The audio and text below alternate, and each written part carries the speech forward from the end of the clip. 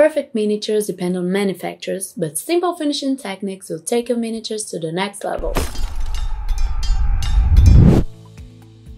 Hi everyone, how are you? My name is Júlia, and in this video we're going to talk about the finishing process we carry out on all the pieces here at Loot. This is a finishing step that will turn your supported part into a finished part that will make all the difference in the final quality of your pieces.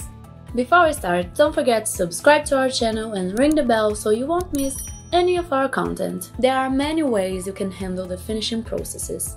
Just have in mind that there's no specific rule, tool, material, or step-by-step process. But if you learn one or two techniques, you'll be able to get a better final result for your miniatures. Each person has different tools and prefers certain processes. But due to the large number of miniatures that we test in printing, we saw the necessity to create an intelligent process that could guarantee a good and fast final result.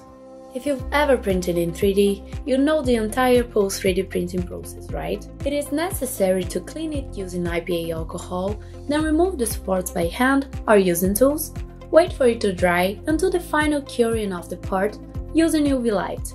A piece without this final cure can suffer more superficial damage because the resin is not in its final state. So, after cleaning, removing the main supports and doing the cure, we can go to the next step, the finishing process. We start by using a micro grinder. If you're going to buy it, a more powerful model allows greater use of the tool for other functions, but even these small nail grinders can do the job. There are several bits for this tool, but diamond bits are great for sanding resin quickly, ensuring a smooth surface without removing details from the pieces. Each shape of these bits facilitates the process of sanding different spots, such as this flat one for smooth surfaces, this pointed one for small details, and this spherical one for organic cavities.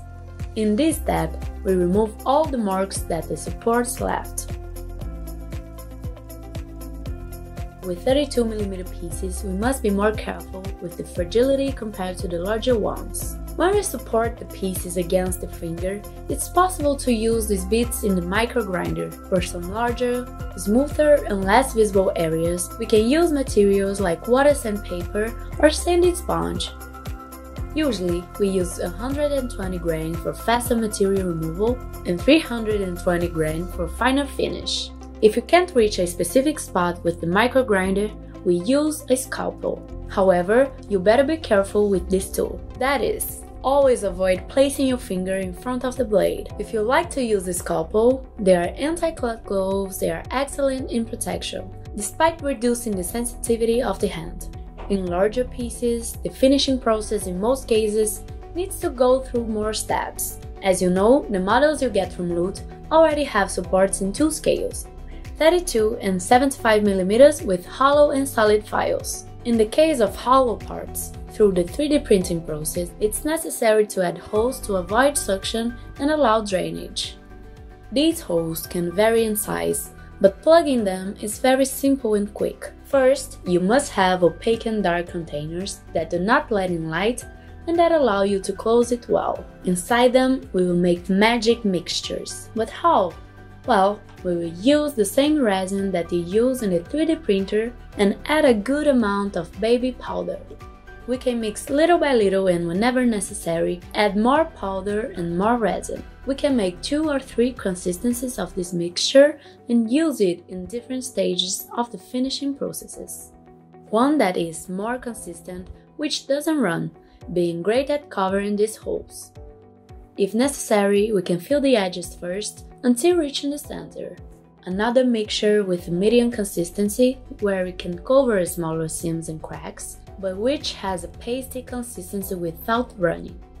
Lastly, a more liquid mixture that allows the resin to flow and enter gaps where it's not possible to easily apply this mixture. At this stage, the main tool we use is the silicone brush.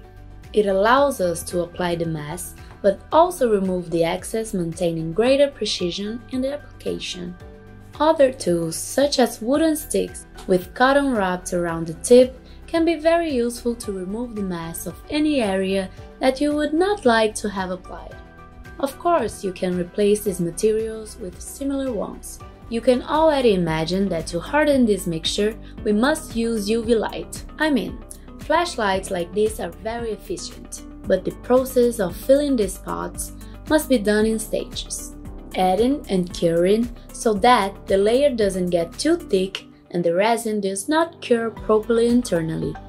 In larger pans, it's very likely that it will be necessary to apply a filler with a more pasty resin and another with a more liquid resin for a better surface finish. Between each application, if necessary, it's possible to sand the spot to ensure a better finish.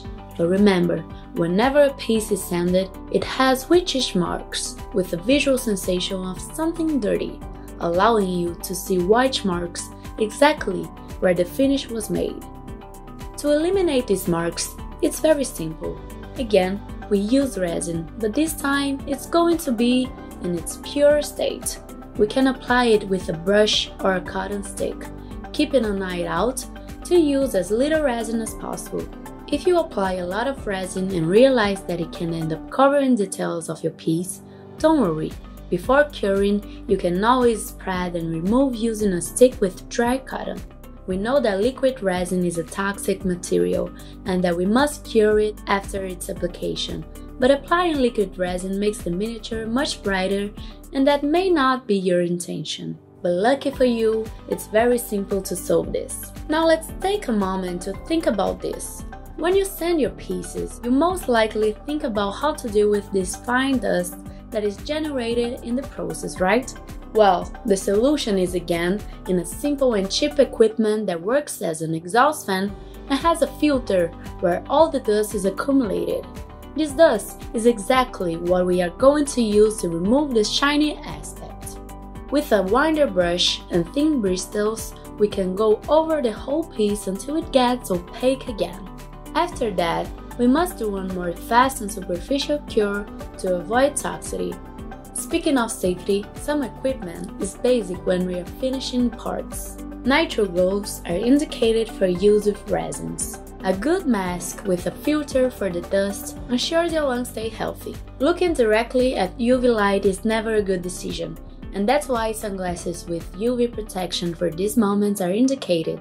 Paying attention to what you're doing is essential. Good lighting ensures that no detail goes unnoticed. If you are a miniature painter, it's up to you to place the pieces or not on the bases before painting, but that famous super glue works perfectly with resin. If you glued something out of place, just know nail polish remover helps a lot to loosen glued parts.